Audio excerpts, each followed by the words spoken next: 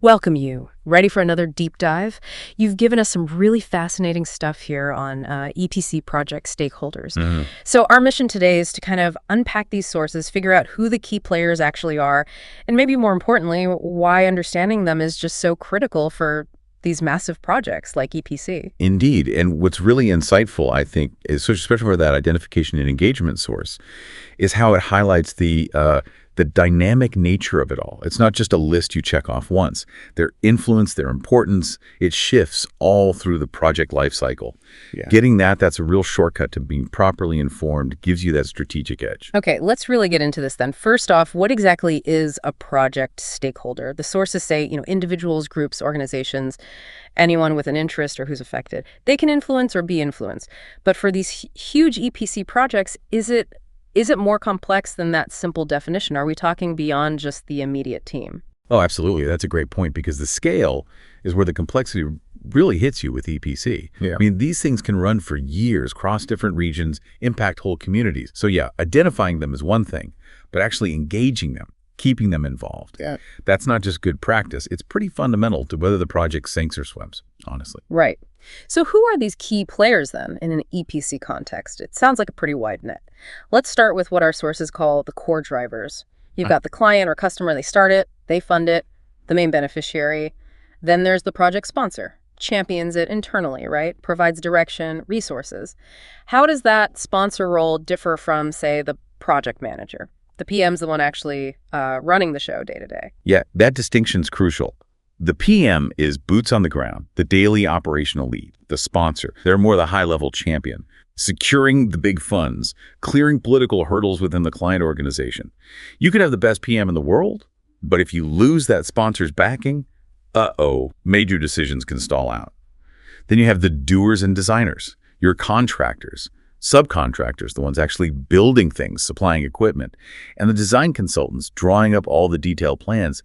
Their work quality is literally what gets built. Okay, that makes sense. But this raises the question, beyond that core team doing the work, who else has real clout?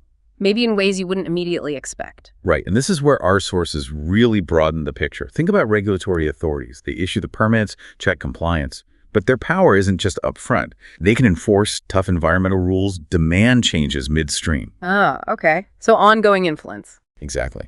And then financial institutions. Banks, investors, they aren't just passive money pots. Their loan agreements, their investment terms, often have performance clauses, milestones, gives them leverage. They need constant updates, proof of progress. Okay, now here's where you said it gets really interesting. The less obvious, but maybe just as powerful stakeholders. This is so critical. Take the local community near the project site. Our sources really emphasize this idea of a social license. It's often just as vital as any government permit. Ignore their concerns, noise, traffic, environment, and you could face serious protests, delays, maybe even kill the project entirely. Wow, regardless of having the official permits. Absolutely.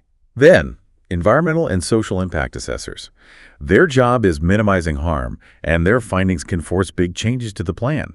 And don't forget, the supply chain partners getting materials, equipment. A problem there can halt everything. Or labor unions representing the workforce, big influence there.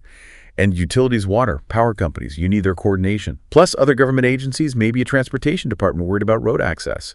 It's a wide web. What really strikes me from all this is just how incredibly interconnected it all is. How many different groups have a real stake in one big project?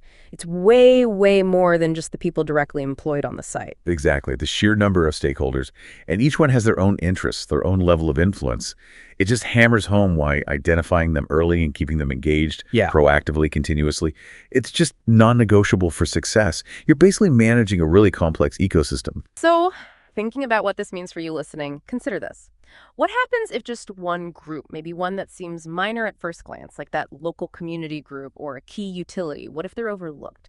Or maybe just poorly engaged right at the start? What kind of ripple effects, what kind of cascading problems could that cause down the line for a massive multi-million-dollar EPC project? Think about the delays, the budget blowouts, the reputational hits, something to definitely mull over until our next deep dive.